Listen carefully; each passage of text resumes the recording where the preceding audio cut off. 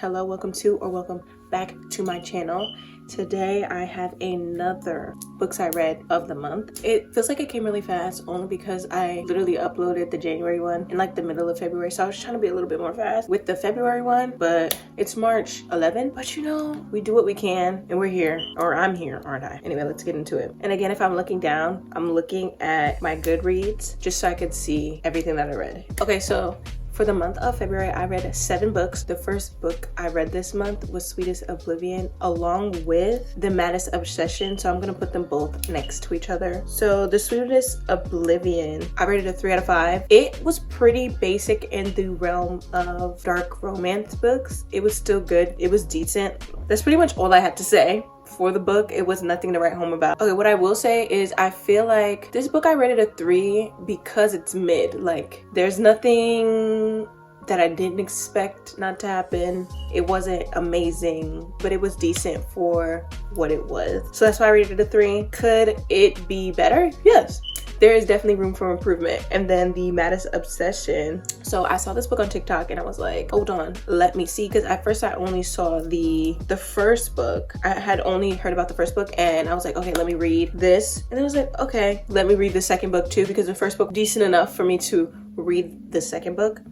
So I was like, okay, let's read the second book. I found the second book way more boring than the first book. I don't know if it's because I read it back to back that made it boring, but I just wish the main character, Gianna, had a bit more things to say or more of a backbone. Like, she kind of let Christian do whatever he want, and then Christian was just running all over taking phone calls, which I really didn't care for. Now this next book, guys, I'm a little bit scared.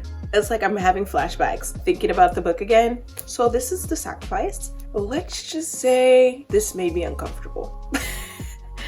Like, the relationship between the two characters in the book was scary, in my opinion. And at times I was reading it and I said, maybe I should stop reading this.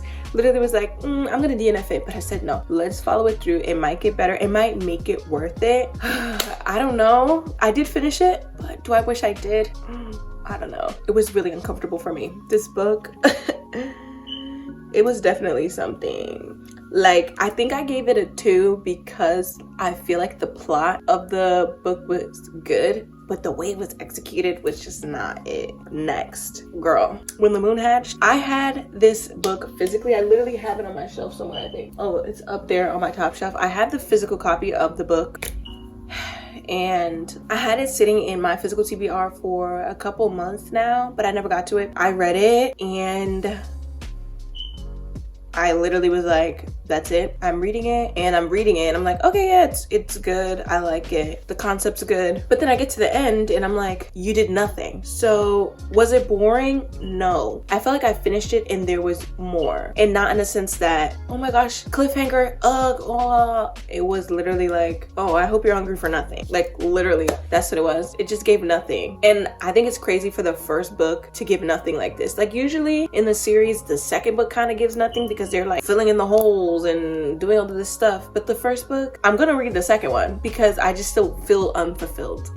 Correct me if I'm wrong. The FMC had no character development in the whole book, except for maybe like a few seconds, but she doesn't change. She's the same person throughout the whole book. And I think that's kind of why I felt like it fell flat towards the end. She like switches it up a little bit, maybe. This one was the worst book I read all month. I thought this book was gonna be really good and it really wasn't. I gave it a 1 star. A 1 star is fair. The FMC is 19. The MMC is like 30. Yeah, he's 30. So if The Sacrifice made me uncomfortable, slightly uncomfortable, this made me fear for my life. I feel like with the FMC being however young she is and then the MMC being however old he is, okay, age gap, right? We got it. I'm not new to this. I'm not new to an age gap, but I feel like they made the FMC is so childish to the point where I'm like, yeah, this bitch is 19 and he's 30. I hate in age gap romances when they make the age difference so prevalent in age gap romances. Yeah, he's young, she's old, he's young, he's old, she's young. I get it, we get it, but why are we making jokes constantly about her? Yeah, she's just a teen. Yeah, she is a child. sir, you're 30, and she's 19. And I hate to say it, obviously she acts like a child because she is a teenager, like she's literally 19, but I think the book would have been more palatable if they made her more mature, her character in the book, because she was just too childish for me, and he was just too man in a suit, I'm 30 and she's a kid. Like, why are you trying to be with her then if you're gonna constantly joke about her age and the age difference, and she's such a baby, da da da da. It's weird, and it made me uncomfortable throughout the whole book. There's this one scene in the book that is honestly almost maybe, like, I was this close to DNFing, but I said, girl, just finish it. I literally was like, just finish it because you have to. Like, I was just like, just finish it, just finish it. You got to see it through. And it honestly was scary, and I don't know how I got past that, but yeah, this book was not my cup of tea. I didn't like it. There was too much.